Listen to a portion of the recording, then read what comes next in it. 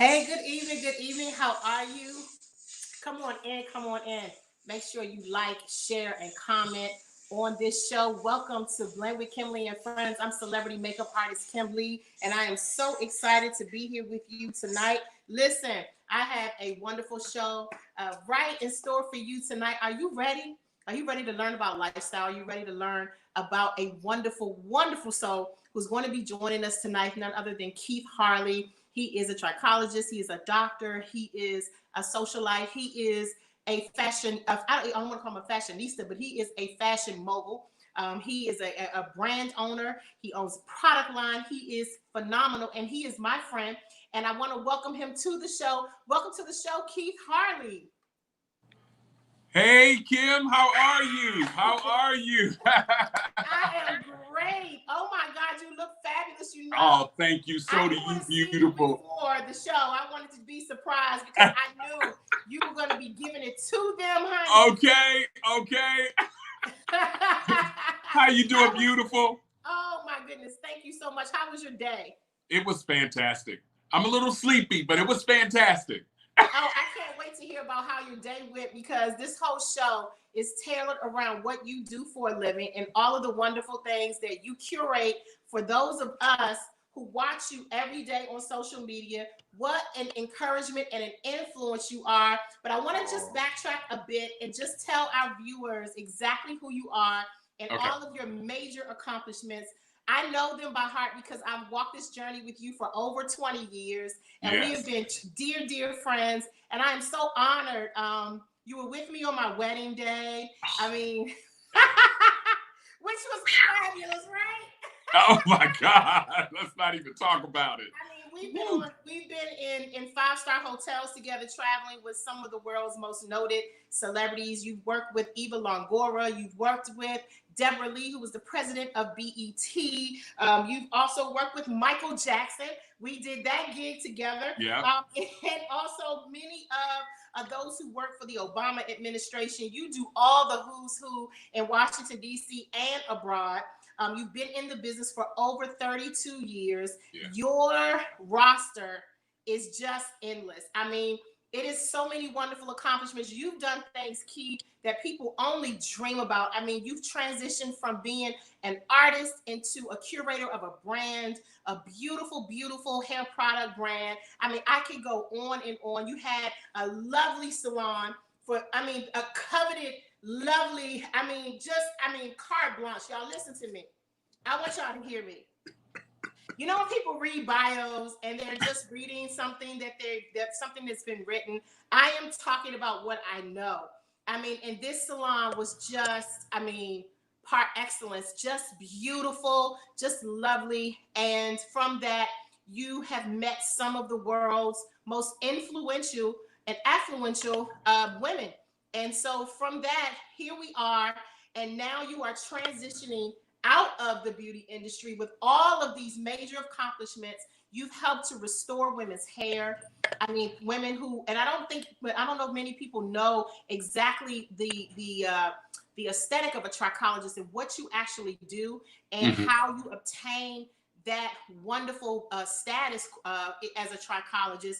But before we go into the lifestyle piece of who you are, I want you to talk about what you left and how much of an influence that in and of itself was in the beauty industry. So if you could just tell the viewers now exactly what a trichologist is and how many women's lives you saved. Okay, trichology is the study of hair and scalp disorders. And I started off as a hairstylist many years ago. And as I was doing hair, I found that a lot of women and men were coming in and having issues with the loss of hair, balding. They were, damaging their hair, all sorts of things. And some of it was due to side effects, medication. Some of it was due to lifestyle. Some of them was due to they inherited. So much can go into trying to determine why a person is having an issue with hair loss. And so when I saw that, I decided to go back to educate myself a little bit more about hair and scalp disorders And that's what made me go into trichology. Oh my goodness. Let me tell you something, Keith. I have seen some miracles happen from those women who have sat in your chair in times past. And I just can't thank you enough, because so many of us have been inundated with units and wigs and, extensions and clip-ins and all of those things. And you came into the industry during a time where hair was preeminent. Yeah. It was, it was a major factor, and women, love to run their fingers through their hair.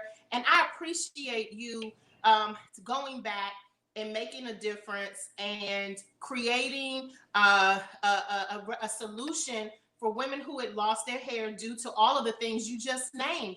Yeah. So how does it feel to be transitioning out of that, knowing that you were making such a huge difference in the lives of those who didn't have hope, who were married to these units?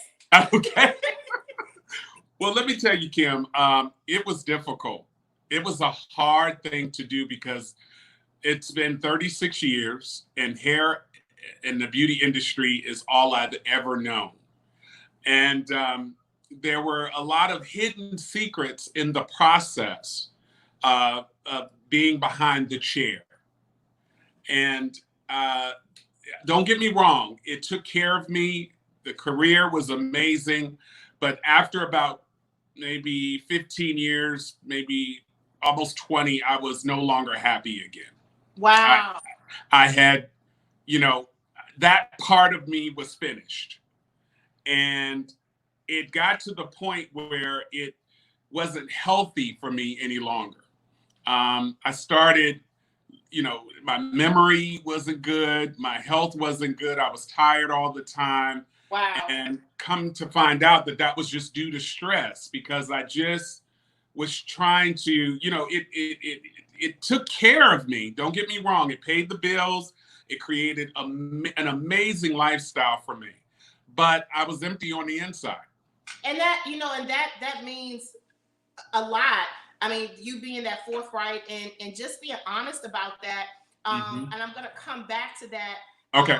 The second half of the interview, as we talk about your transition out into something more fulfilling. But I want to talk a little bit about you creating a space, which is what I love about you. You continue to evolve, and you continue to create a space that is relevant to where we are right now. And when I say that, you created a hair care line when there weren't very many African Americans who created, who spawned a line. Like you birthed a line out of a need. Right. I watched you do that. You birthed a hair clinic out of a need. I watched you do that. You wrote a book out of a need. And I watched you do that. We've been on stages with thousands of women, and I've watched women cry as you exited the stage because they just hung on every word that you said, and you had these words of encouragement. It was so much more, Keith, being in your presence. And this is just for those that are watching, just to give you a little bit of who he is. This is why it's so, I'm in shock that you weren't happy, because I would have never known. For so long, you put your customer first. That's it. You put their happiness first, their peace first, their hair first, their well-being first. I watched you miss family events, and I watched you, your love life be on the rocks because you were traveling so much, and and all of those things that come with the sacrifice of what we do. And I just admire you so much, Keith. Oh, thank you. And so I'm really interested to know, why did you give up us going on those jets, child? Why did I give up them jets? Lord have mercy. We haven't given up the jet, but y'all listen, I got a quick Keith Harley story. Because I'm getting ready to transition into lifestyle with him. But we were at a 5-star hotel in Atlanta. Oh my God, yeah. In Atlanta, child. And let me tell you, and Keith said, honey, come meet me down for breakfast. And I was like, oh, we're not going to just go to the Pancake House or something? Like, we can just go down to Starbucks or something. We ain't got to do a whole lot. And you said, oh, no, honey, meet me downstairs. And when I arrived, you all, at the table, there were 3 servers serving Keith. I mean, in full service. I'm talking about. That's right. I remember the chef came out to meet us. The chef came out to meet us. That's right. We were at the Ritz Four Carlton. Seasons? Ritz-Carlton. In We went to Atlanta, Georgia. Ritz-Carlton, and I was so blessed to travel around. We've been to the Hamptons together. Yeah. Oh, yes. We were in the Hamptons together for a very exclusive 50th birthday party at the home of Vera Wang. Do you remember that?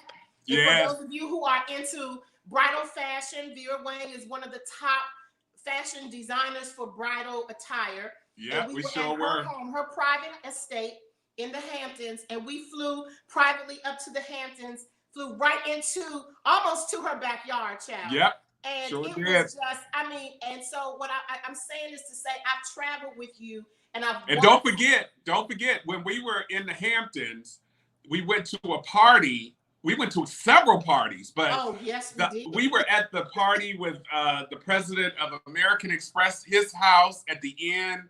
At Kitchener's house, we were there. Yeah. With Hillary Rodham Clinton, we were sitting. Yeah, Hillary Clinton claimed it. Yeah. With Hillary Clinton having crumpets for Hillary. Right. And what was so amazing, y'all, and I'm saying all this to say, hello, Sonia. Welcome to the show. I was so in awe of you. And the reason why is because I might be just a few years behind you in the beauty industry, but maybe not in age, but in profession. And I watched you so closely, how you navigated through the elite and how you navigated through those who were very wealthy, not rich, wealthy. Mm-hmm. There's a difference between being rich and wealthy, okay? Yes, yes. Wealthy people who were prominent, who were huge public figures, and I watched you maneuver through from having the chef of the restaurant come out, greet us, and give us a tasting, and we had this fabulous 5-star breakfast, and I'm watching you maneuver through cutlery and, stemware and all of these things, and I'm like, yes, child, I got me an industry husband. That's right. I'm a lady, honey. I'm a lady with Keith. And you would say, no, honey. And you were so gracious. And you say, no, put this here. No, put this here. And you carry my bags. And you made sure I got into my room safely. And you said, Kim, let me make sure you look okay. Kim, put your black dress on. Put that on and make sure you fluff your hair this way. And you always just took it upon yourself to ensure that those that are around you look and feel amazing. And so lifestyle for you comes easy. Absolutely. So I say that to say, this is something that you have been doing since I've known you. That's right. This is nothing that's new for you. Right.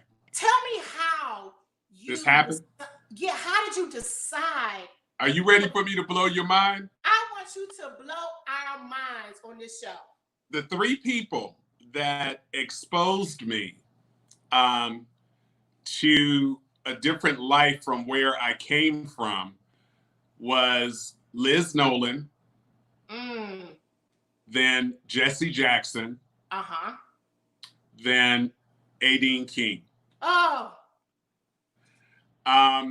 The difference between Adine and the rest of them was Adine took me everywhere to expose me. And at that time, I don't know if Adine ever told you, but when I started working for her, I was actually 15 years old and I lied on my application. Really? I did. And she fired me. And she told me I had to wait to come back because at that time there was a work program that Marion Barry offered where you could work at 16 years old.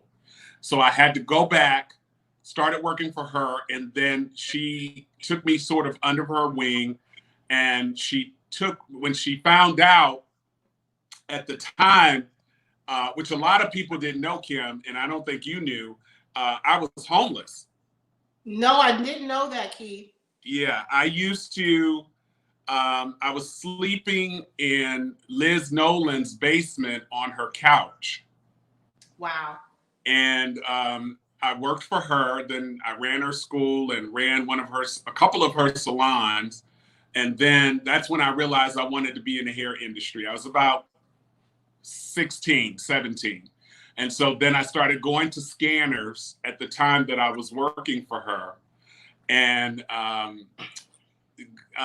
Adine found out that I was staying there and I was homeless. And she told me that, I told her I was going to resign from working for Liz at that time because there really was no space for me. And she took me under her wing, started working as a receptionist. And I worked my way up into becoming a stylist and going to school. And then I went into trichology, and she was with me when I moved into my first penthouse apartment on 11th Street. Honey, you went from the patio to the penthouse. Okay.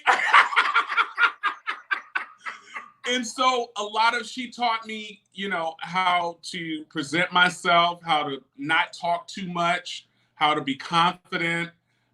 She made me read magazines, and she made me a lot. My mother played a major part in who I was. Yes. But Adine gave me the exposure to the celebrity lifestyle. Yes. So she was how I met all the celebrities, and then I started working with them. And then she introduced me to Raymond.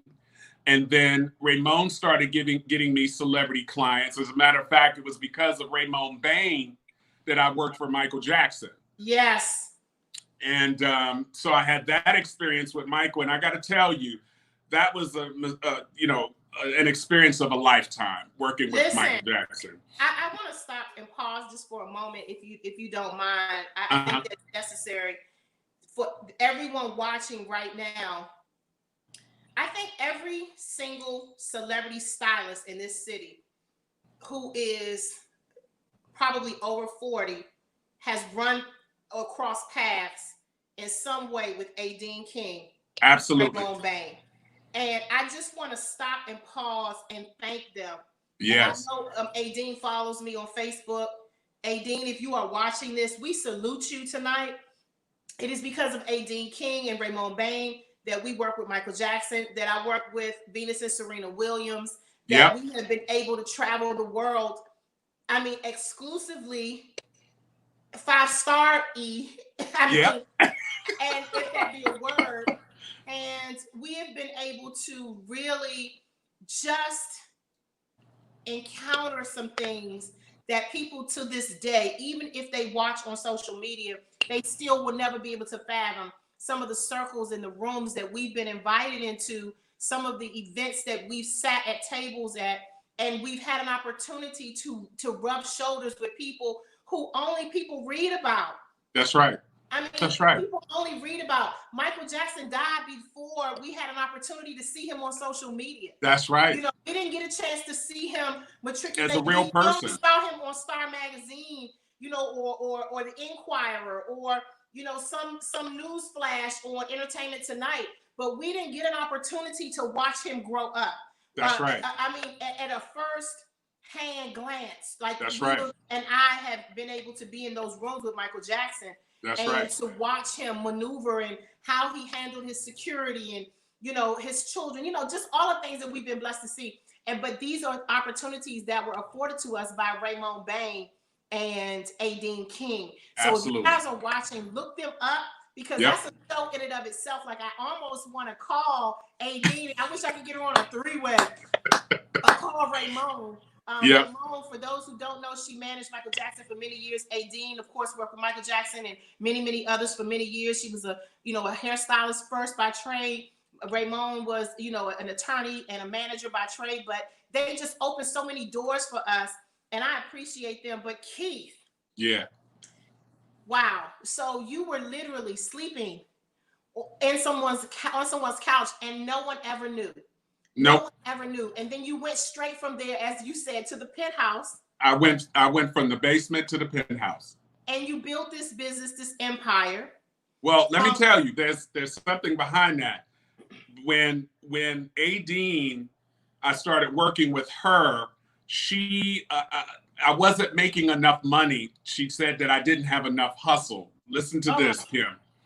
And so she gave me a warning. She said, Keith, if you don't pick up your hustle and you don't go pick up some clientele, I'm going to have to let you go. And mind you, she was a mentor to me.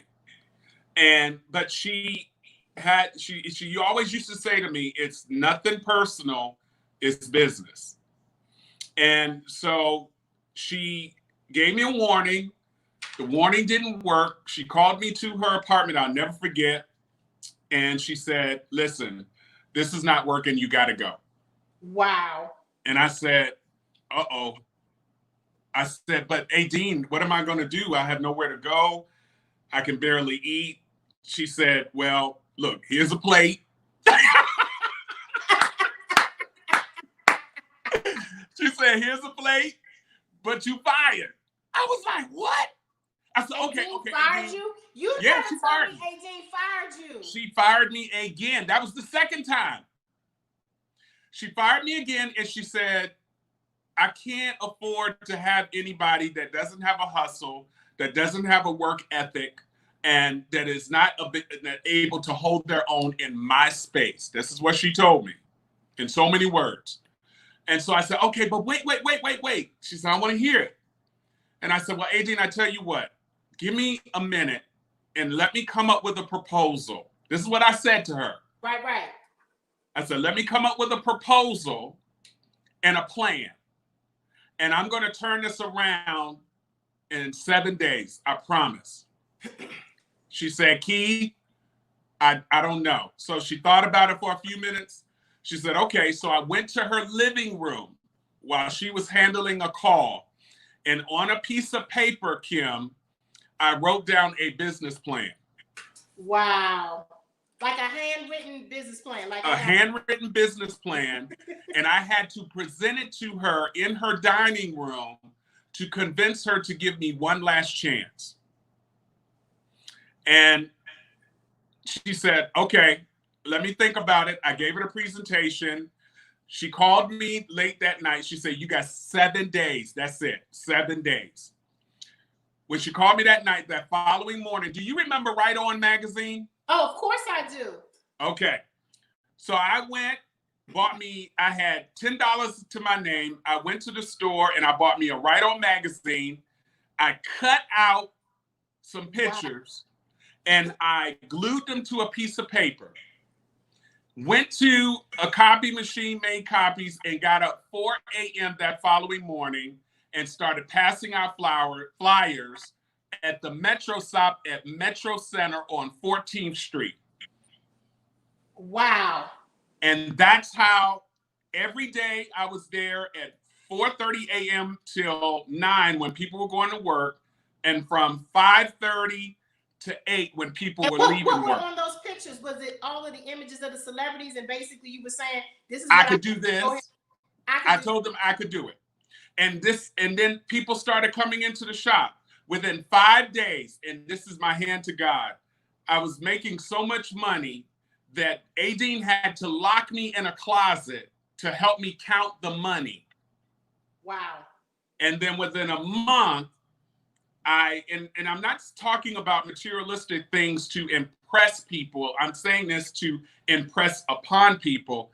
I went from being homeless, and she didn't even, let me say this to you too, she didn't know I was homeless. I made her drop me off 2 blocks away from the rooming house that I was staying in because I did not want her to know that I was homeless. Oh my goodness, Keith. I swear to God, she'll tell you this, and that's, one day she found out. But how she found out was when I told her I needed her to go with me to put a deposit down on this penthouse on 11th Street, downtown Northwest.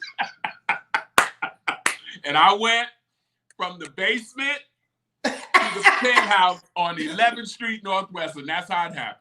Let me tell you something, Keith. That is such a great story, and one that honestly, you don't have to be, and I know that was back in the 80s, and this was many years ago. However, that same drive is what's absolutely.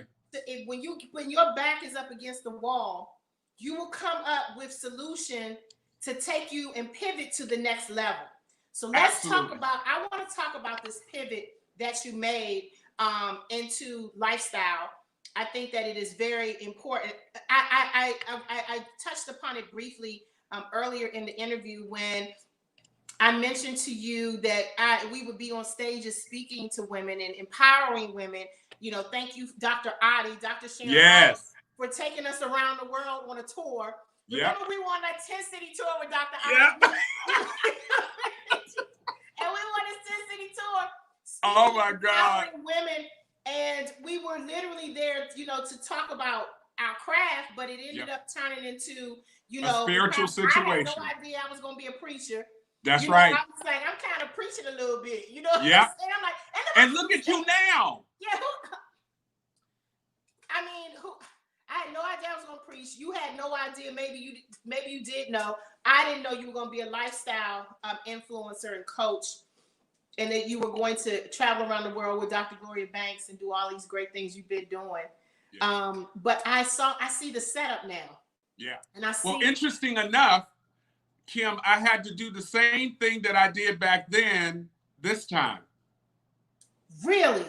Yeah. So I had to take, and Dr. King, your husband, probably knows this, and I'm sure he'll probably give me a scripture about it. But because I was so unhappy these last couple of years and empty, I literally had to clear myself of everything so that I could receive what I needed. Woo! And so because I kept working to take care of what I had and to keep what I had, I woke up looking for something to be wrong. Wow. And it began to take its toll on me to where my body just began to wear down, and I was constantly tired, looking old, wasn't feeling well, wasn't happy, didn't know how to laugh. I mean, on the outside, you all thought I was doing okay. But on the inside, I was in pain. Wow. And it was because, you know, I wasn't, what my life wasn't fulfilled. It wasn't, I did that. And it was like, okay, what are you going to do now that's going to make you happy? So I literally had to stop and get rid of everything, Kim. I literally got rid of everything. You're empty. And how much of this empty are you talking about? Like when you say you were unhappy, because I know there are some people that are watching in a space of unhappiness. And I think pandemic has magnified those happy spaces, because now we were faced with the reality of who we are, because we had no other outlet. You know, we had no other means of communication in some instances. Many of us utilize the job and the outside activities to kind of be a barrier to the reality of where we are. Yeah. But pandemic basically made us have to look in the mirror and say, I got to deal with me. Yes. And so I want you to talk about this conversation you had with yourself as you're emptying out these things. What are you saying to yourself, Keith, to keep you motivated and inspired to keep doing it? And not go back to what's familiar. I literally had to go within myself and figure out what happened to me in the past that made me who I was today, and fix that stuff and then let it go. That was the first thing. But when I closed everything down and I shut the business down and I got rid of the house and I got rid of all the stuff, that was right before the epidemic. Wow. So it was almost like I was being prepared for this. When the epidemic hit, that's when I was totally empty and totally away from everything. And so it then, like you just said, it made me go further and deeper into who I am, what it is that makes me happy, what did I want to do to continue to be happy, and how was I going to adopt that into my life? What did I need to do to keep that? Who was the authentic Keith Harley? Wow. So now it's no longer Dr. Keith Harley. That's old. That's the past. I'm just Keith. And I am the happiest man I have been in, I can't even remember, since I probably saw my mom before she passed. I am literally free. Oh my God. So Do I you? wake up every day. I don't stress. But let me tell you, there's a process, and you're probably familiar with this. You may or may not be. But when you get to that point and you start waking up in the morning, when you freed yourself, you look for stuff to be wrong because you're used to stuff being wrong. So it's unfamiliar territory to be in a place of comfort. You know, it's funny because this has been probably one of the most trying years for me. Um, and you're absolutely right, Keith. You're right. You get to a place where you're like, I'm so used to things being wrong that it is so unfamiliar for things to be right. And the funny thing, Absolutely. as encouragers, this is what we do. I can Yep. speak right in your life all day. Right. I see the right in your life. Right. I see the right in those that are watching in their lives. Right. But why is it that it's so difficult for the encourager or those of us that are called to serve? A lot of times it's difficult for us because we're so depleted. Tell me what you do daily to fill yourself up so that you don't pour out of an empty vessel. Well, first of all, let me say this. The reason why we do not we're so empty, but we love helping other people is because we're not courageous enough to look in ourselves to fix what we need to fix. We'd rather fix other people than fix ourselves. Mm-hmm. That's number one. Number two, what I get up and do every morning is I wake up with a smile. I play with my dog. I look at the trees. I pay attention to the things that I've never paid attention to. Like for you, you and your husband get up and walk every day. You all don't think I don't be watching. Mm-hmm. And you tell King, don't even try it. He ain't gonna outdo them steps. But anyway, that's my boy. Yes. But if you like tomorrow, when you get up and you all do your walk, take a look at a flower, or take a look at the cars going by, or take a look at your surroundings. A lot of the things that we see now, we didn't see because our lives were so clogged up with mess and stuff and people. And not only did I have to get rid of things, but I had to eliminate some people. You know, there's a saying that's going around right now, and by me having to get away from certain people in certain situations and certain places, people start to talk about you, Kim, when you decide to eliminate yourself. Oh my goodness, yes. Oh, But absolutely. there's a saying that goes around that says some people only talk about you because they lost the privilege to talk to you. Wow, Keith. That is so powerful, Keith. They'll talk about you because they don't have the privilege to talk to you anymore. But at the end of the statement, this is what I want people to think in their head. It is none of my business what they think about me. It is none of my, when you begin to take yourself out of being a people pleaser, always saying yes and don't know how to say no, always worried about what people think about you, always worried about whether they're going to like you or not, whether they're going to accept you or not. See, that's how my life has been. It's worried about pleasing people, being accepted, being loved. Now, where did that stem from? It stemmed from abuse. Mm-hmm. I was abused as a child from the age of 3 on up. So wow. I grew up being a people pleaser. So that's what made me who I am. But I thank God for it, because I wouldn't be who I am today if I had not had that experience. Absolutely. And so I'm thankful. But with that being said, it's okay to stop and say enough is enough. It's okay to stop and say, I'm not happy here anymore. Someone said to me the other day, Keith, I love the fact that you let it all go to create something more, but I can't afford to. And my response to her was, but you can't afford not to. Don't go to your grave not singing your song. Are you going to go to your grave being unhappy every day? I'm not going to do that. Wow. I'm not going to do that. that mute button that you have to press to the mouths of people who are naysayers and non-believers of your mission is so important, Keith.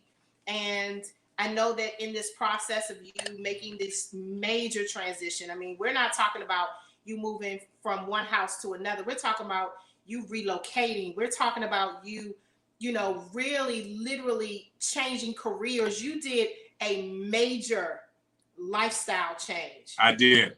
I'm talking about, it's almost like going from being black to white. Yeah. And I say that no pun intended, because I know that Yeah. Black Lives Matter issues, but it's almost like literally uprooting yourself from who you are as you know it to be and becoming someone else. That's what I did. Well, actually, I stopped being someone else and I became who I am. Now, was that hard for you? Yes, it was. It was hard to expose me and expose saying, okay, this is who I am, like me or not. This is what I accept and what I won't. I took myself off the sale rack and I put myself back into the glass case, and then I teach you how to treat me. Now, if you learn the lesson, then I'll give you a key on how to get in. But if you don't get access.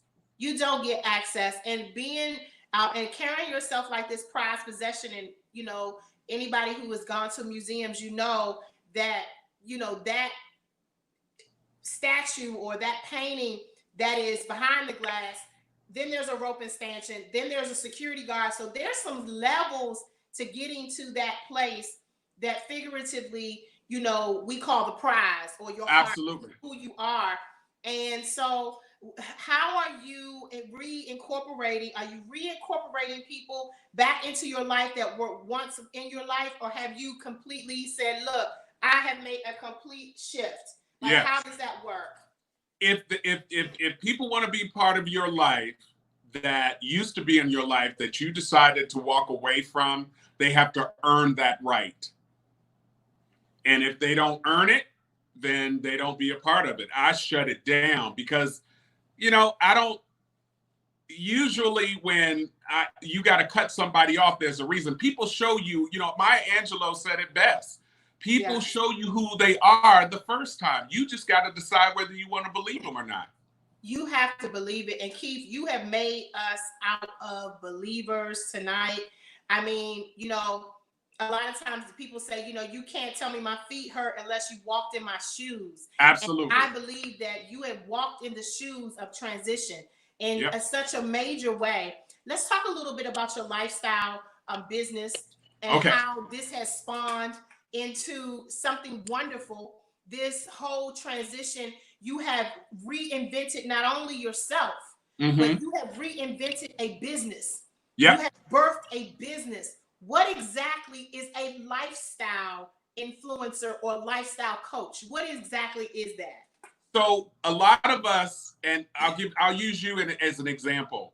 You teach based on what you studied and what you learned and you did it for years. Now you teach it because this is what you've always done. My life is about what I've experienced when it comes to us traveling, when it comes to us dealing with big names in the industry, when it comes to fashion, when it comes to branding, when it comes to image. And, Gloria, my friend, she's always saying, Keith, you got to find out what it is, who you are, and what it is you want to do and figure out what that title is. So I kept doing research. Now, and then I'm ready to step on some toes, Kim. So I hope you're ready for this. That's why you got your show. Listen, I think everybody on here is ready. You don't understand the comments that are coming in droves. And I don't know if you can see them, but they're sitting on bated breath. I better take some water before I drink this. Okay. You gotta drink some water, honey. So I said I wanted to be a blogger. And then I started reaching out to successful bloggers. And a lot of the bloggers were a lot of white, young girls. True that. It was a lot of them. And it took me a while to find the African American bloggers. So when I told them that I wanted to be this blogger, I was being ignored and wasn't being accepted because, one, I was African American, Black, and because I was a man, and because I was over 50.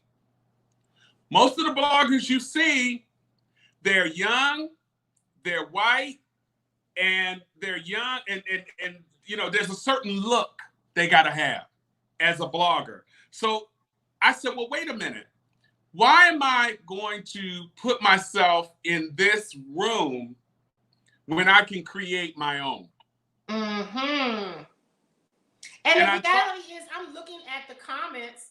Most of the people that are watching this are over 40. Right. Like, I'm literally looking at the comments. You got Jackie Hicks on here. You got Kim Young on here, who's right. my church. Like, we have so many people. Faye Bell. Like, I'm looking at the comments coming in, and most of these people are over 40. And the reality is, I would rather hear from you than to hear from some young 20-year-old yuppie, you know, who lives in Georgetown. We don't have this. We have nothing in common. We have nothing in common. We breathe DC air. I have nothing else in common with you. So, but let's be clear, Kim. A lot of our people, our age, were following them. Yes. Because it was the trendy thing to do. And in my research, you're looking at their posts, and I don't know about you, but I look at the posts of bloggers, and it's funny because my bonus kid said yesterday, Miss Kim, why don't you have a check mark by your name? And I was like, I don't know. And I said, because I said something about an influencer, and my stepdaughter, I hate to call her stepdaughter, but my daughter said, she said, you're not an influencer. You created like a brand. Like, absolutely. You're not even in the same category with these people. And sometimes I see you the way you should see you. You know what I mean? And so they're not going to see you unless you see yourself. You know, and I just, if you don't see yourself, Kim, they're not going to respect you. So they think, and let me tell you something, we know how to sense need. Did you hear what I just said? Yes. People sense need. So when they sense that you need them, they walk away from you, or they have an option to whether they want to help you or not. Yes. And I wasn't getting any help. So I had to create this on my own. So I kept doing some research, saw that lifestyle influencer was a title. I did my homework, I did my studying, and I based what I love to do. If anybody follows me on social media, I love to cook, I love to travel, I love my home, I love to create a beautiful home, I love beautiful people, and I love to show people that where you are is not where you have to stay, and where you've come from, you can walk away from it, stay there, but you have choices, and you got to figure out that you have the choice to be better, stay where you are, or stop complaining about the results you don't get because of the work you won't do. Wow, Keith. Wow. I want to stop and digress for a moment for those that are watching, because I know that there are many people watching this that are ready to transition. People are commenting, I'm ready to hear the wisdom, and I know that this is tailor-made for each person. Right. And is there a way, do you do classes, personal one-on-one lifestyle coaching classes, Keith? Yes, we do. As a matter of fact, we have a system called Step Up. And behind Step Up is about helping people elevate their lives to the next level, but doing the work. The first step is to acknowledge that you do want change. The second step is to put a plan together. And the third step is to do the work. And so that's what we focus on with that program. We have a Facebook group. We have training programs. We have a website, all of that. That's great. But they can follow you and I on social media as we begin. You know, our lives are great. Our lives are in a good place. But follow us on social media. Look at our daily stories. What you see is authentic stuff. We don't fake it out. No. You know, guys, Kim and I don't fake it out. Mm-hmm. What you see is what you get. So if you want to be a part of a movement, follow those that you want to either walk in their footsteps, walk beside them, or create the mindset that you can do the same thing. And I don't think people realize that the beauty industry is so much bigger than fluffing and tuffing. Like, that's right. It's so much bigger than that, than lips, hips, and flips. It's it's really about lifestyle. You know, we like beautiful things. We like beautiful people. You know, we like a beautiful space. You That's know, we right. like a beautiful mindset, which is what caused me to write the book Brain Beauty, because like you, Yep. I had to reevaluate myself. And so in that reevaluation, that book was birthed.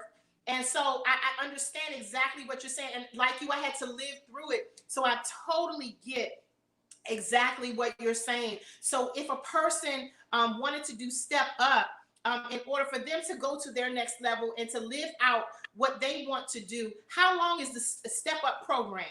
The Step Up program is we have different parts there. We deal with people individually, or we deal with them as a group.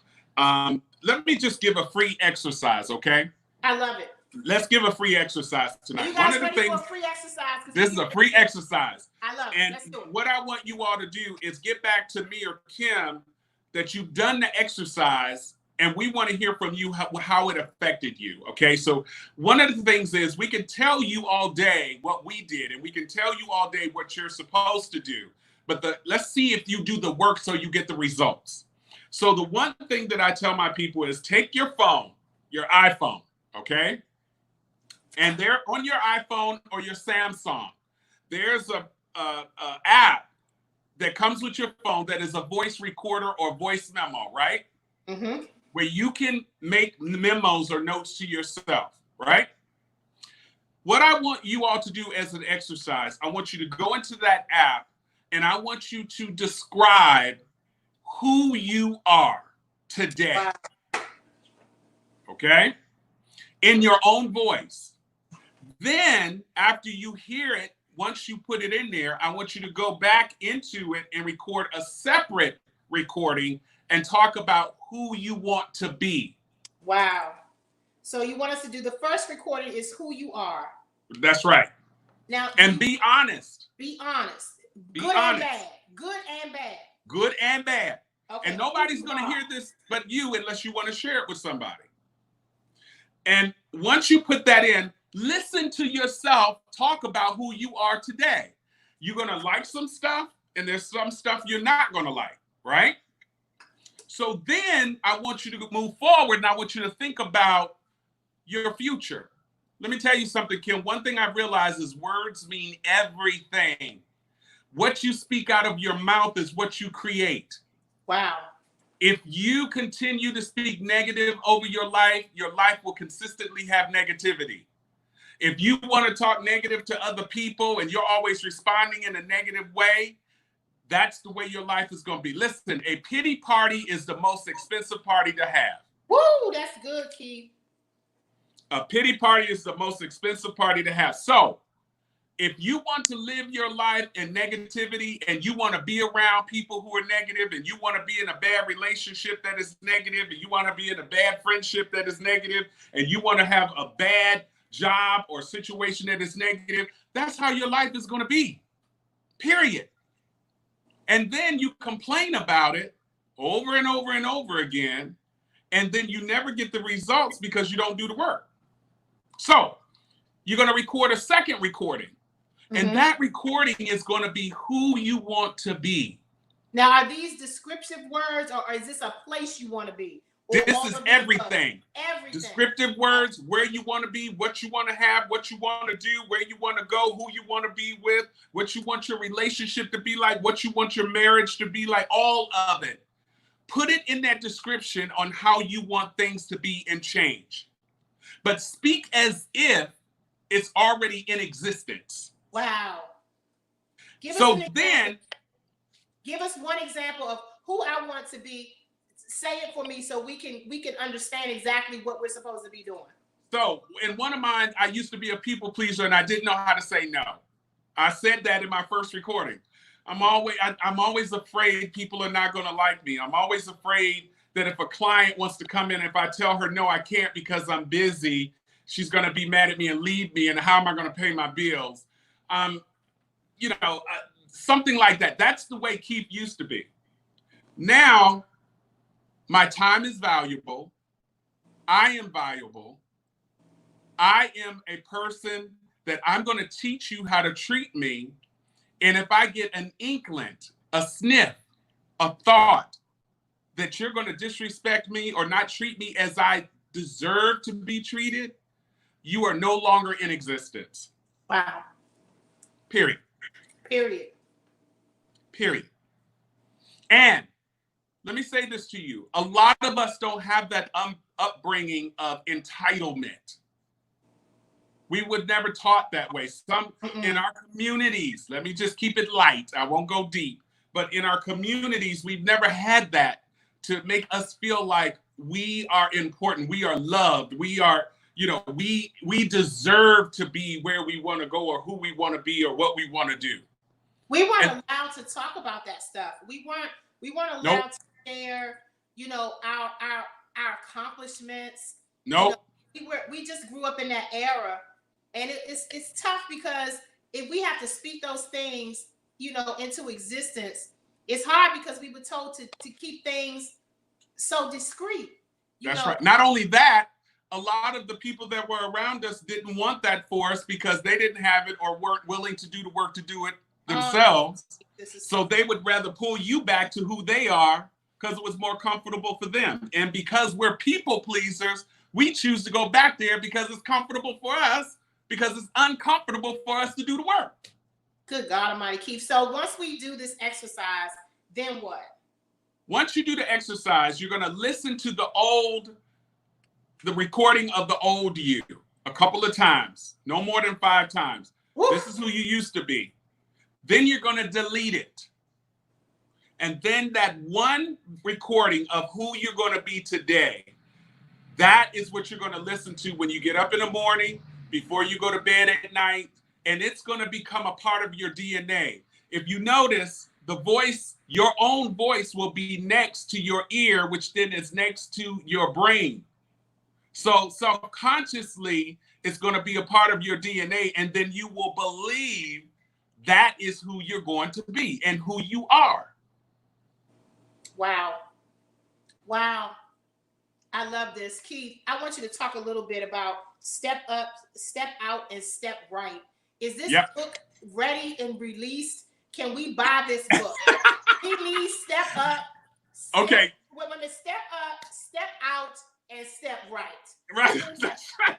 Okay, so I hope Kimberly, my publisher, is not on here because this has been a difficult process. I am not going to lie. I'm going to publicly say writing this book has been the most difficult part or difficult task or difficult situation for me ever, because it has made me address some of the things in my life that I kind of buried, if you will. Okay.